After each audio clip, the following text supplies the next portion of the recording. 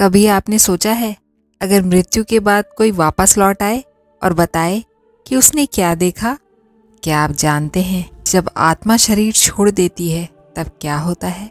आज जो घटना आप सुनने जा रहे हैं वह किसी कल्पना की नहीं बल्कि एक सच्ची घटना है, जिसे सुनकर आपके रोंगटे खड़े हो जाएंगे और आपको एहसास होगा कि गुरु केवल इस जन्म के नहीं, वे हमारी आत्मा के सदियों सदियों से रक्षक हैं। यह घटना श्यामा जी के घर की है। उनके ससुराल में एक महिला कुछ समय से बीमार चल रही थी और एक दिन अचानक उनकी मृत्यु हो गई।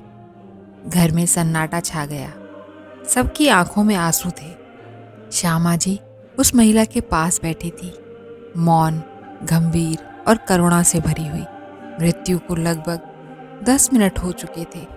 तभी अचानक उस मृतदेह ने गहरी सांस ली और फिर आंखें खोलकर बैठ गई।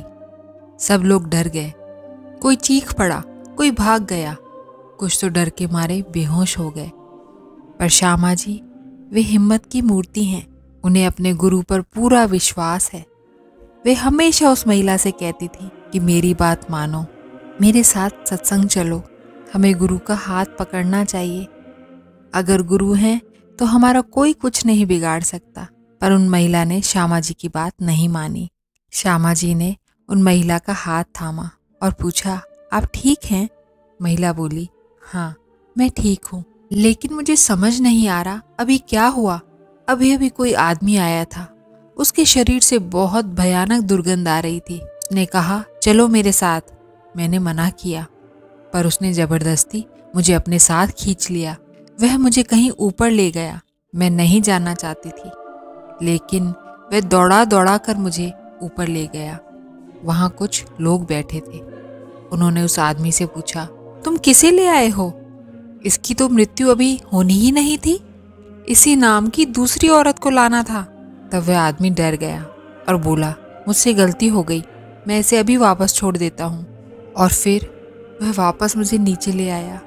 औरत रोते हुए बोली, श्यामा अब मैं समझी, अगर मेरे पास भी कोई सच्चा गुरु होता तो मेरे अंतिम क्षणों में वे स्वयं मुझे लेने आते, न कि वह दुर्गंध वाला आदमी। ऐसा कहते कहते उस महिला की आंखों से आंसू बहने लगे। और चमत्कार देखिए, अगले ही दिन उसी नाम की दूसरी महिला की मृत्यु हो गई और अखबार में खबर छपी, नाम वही था। तब सबको एहसास हुआ कि सचमुच गुरु की महिमा अपरंपार है। गुरु न केवल हमें जीना सिखाते हैं, बल्कि मृत्यु के पार भी हमें सुरक्षित पहुंचाने वाले होते हैं। इसीलिए हमेशा यह प्रार्थना करें कि हे प्रभु, हमारे जीवन में एक सच्चा गुरु अवश्य देना, जो हमारे हाथ को थामकर हमें अंधकार से प्रकाश की ओर ले जाए।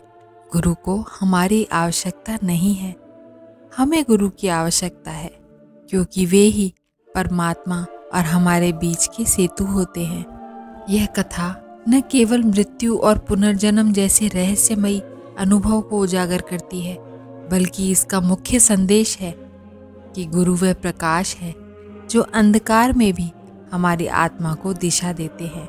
जब वह महिला मृत्यु के बाद वापस लौटी तो उसने देखा कि मृत्यु के पार भी एक शक्ति काम करती है, कर्म और गुरु की शक्ति। यदि हमारे जीवन में गुरु हैं तो वे हमें अंतिम क्षणों में भी संभाल लेते हैं। जो व्यक्ति गुरु से जुड़ा होता है उसके लिए मृत्यु भी केवल एक द्वार बन जाती है, अंत नहीं।